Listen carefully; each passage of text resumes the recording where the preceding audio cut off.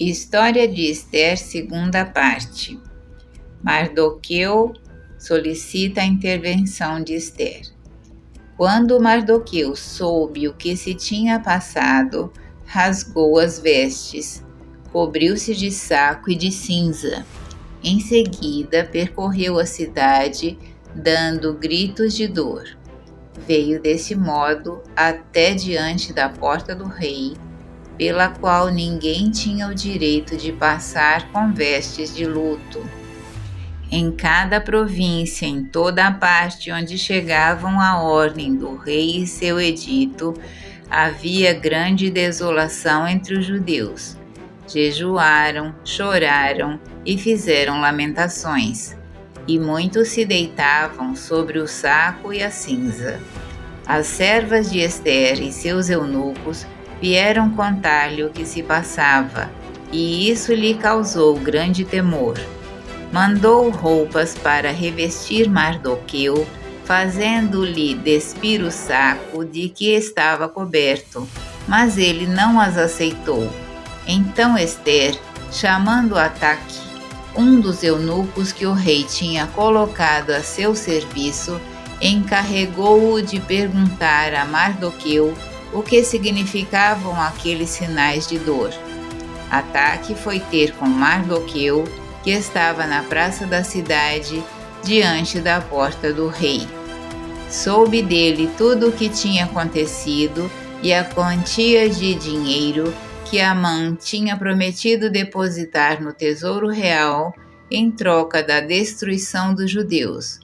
Mardoqueu lhe entregou também uma cópia do edito, publicado em Susa, para exterminá-los. Devia mostrá-la a Ester, para que ficasse informada de tudo, e movê-la a ir ter com o rei, para implorar sua graça e interceder junto dele em favor do povo.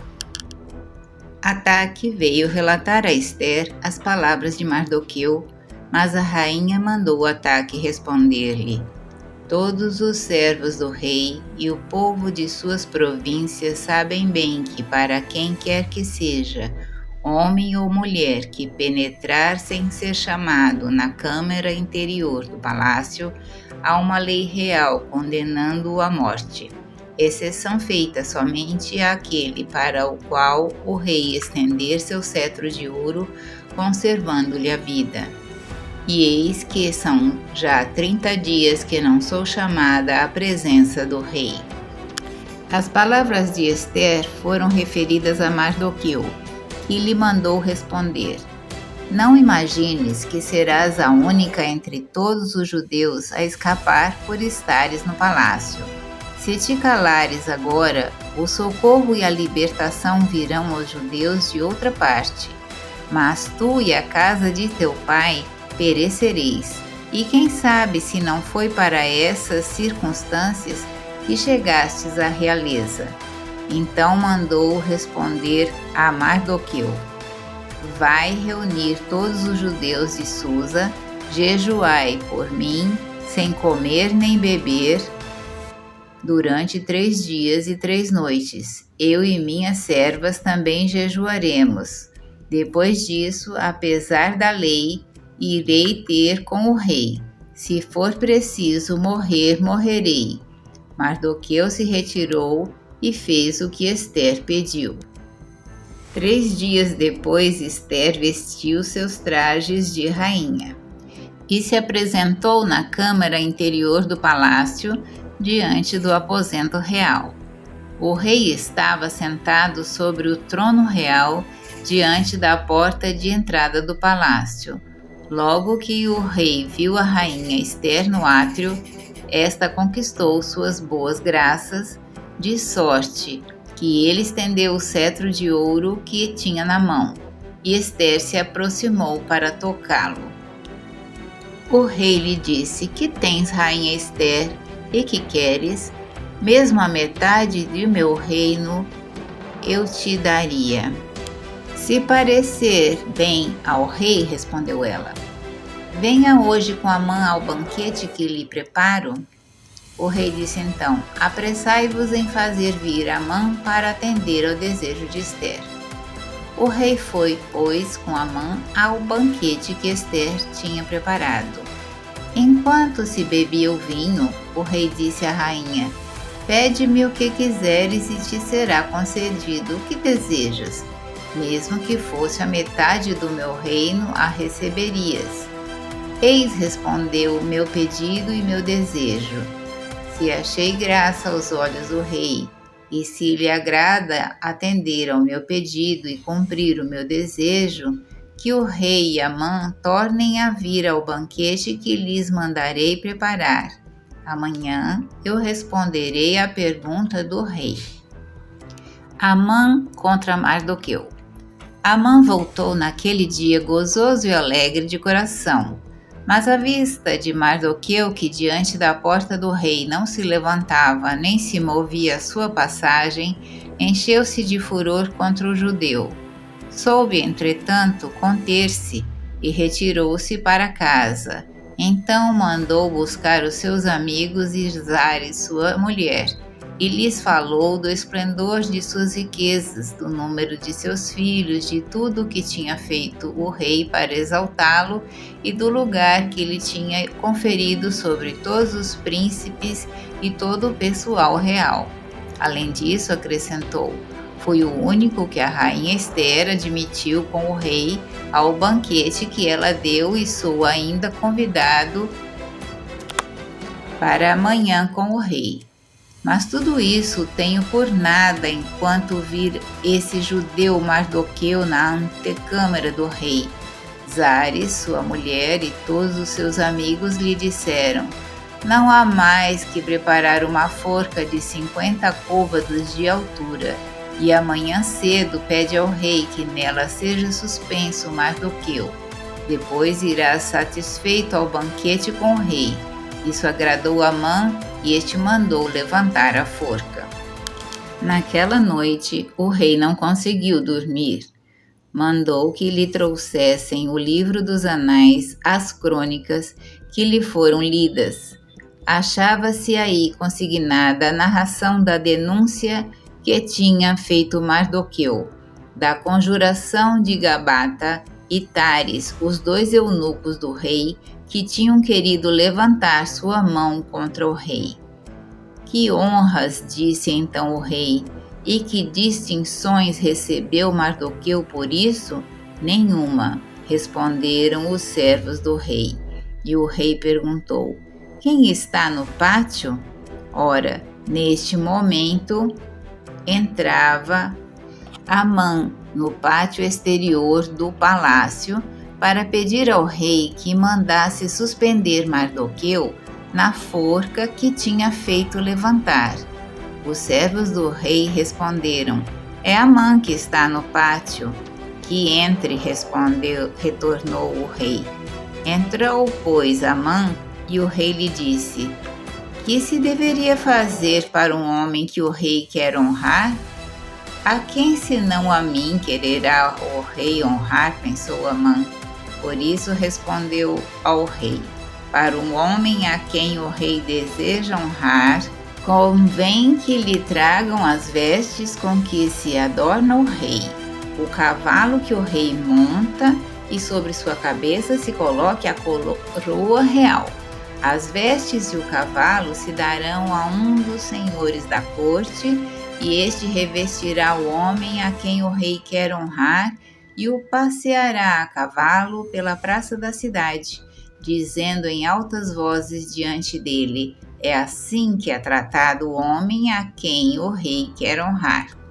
O rei replicou: Toma, pois, depressa as vestes e o cavalo, como disseste, e faze tudo isso para Mardoqueu, o judeu que está assentado em minha antecâmara, e que nada se omita de tudo o que disseste.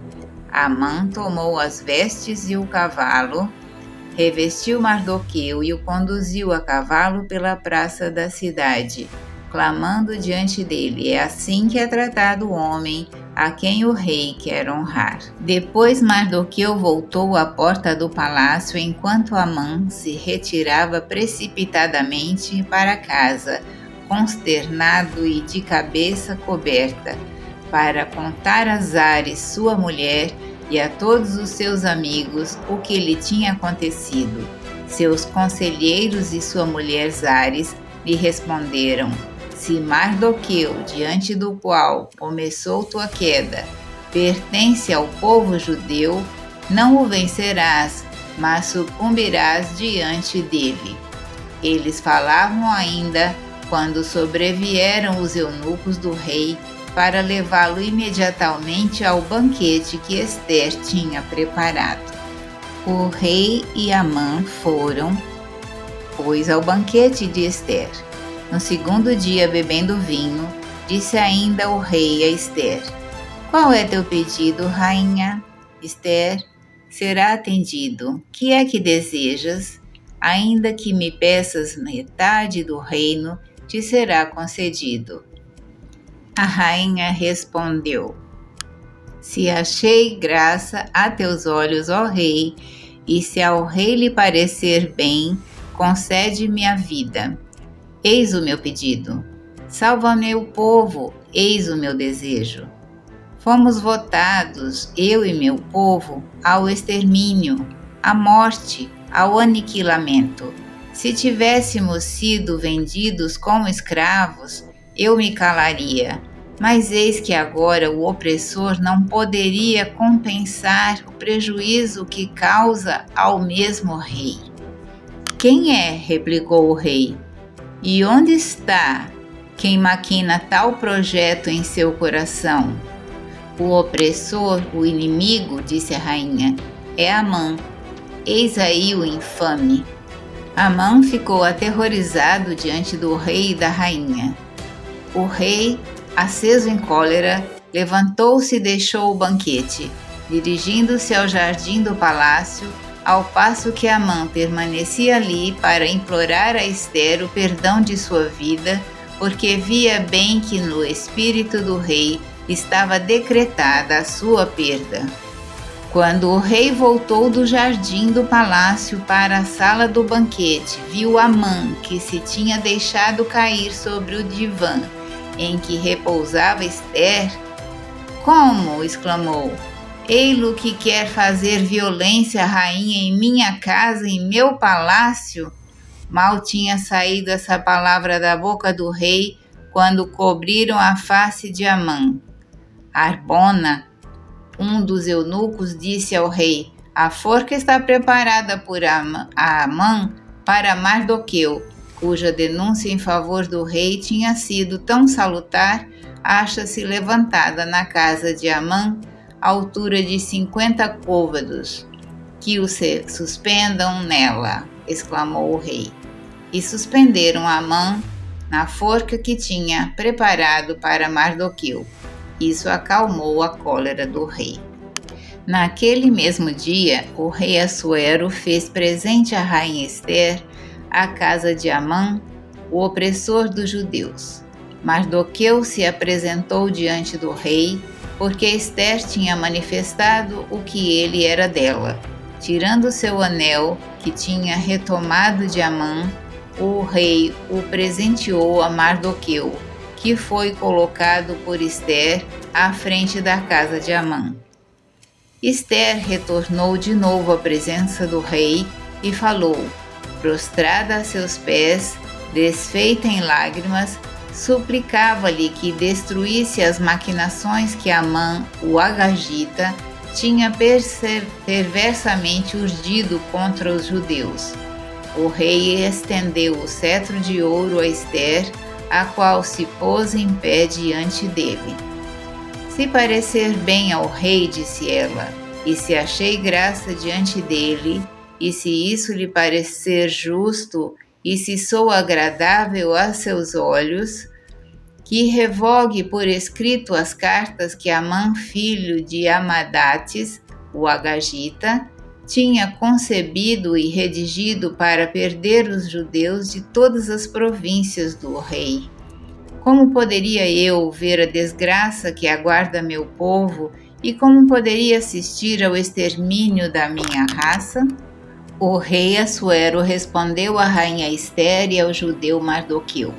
Fiz presente a Ester da casa de Amã E fiz padecer este homem por ter levantado a mão contra os judeus.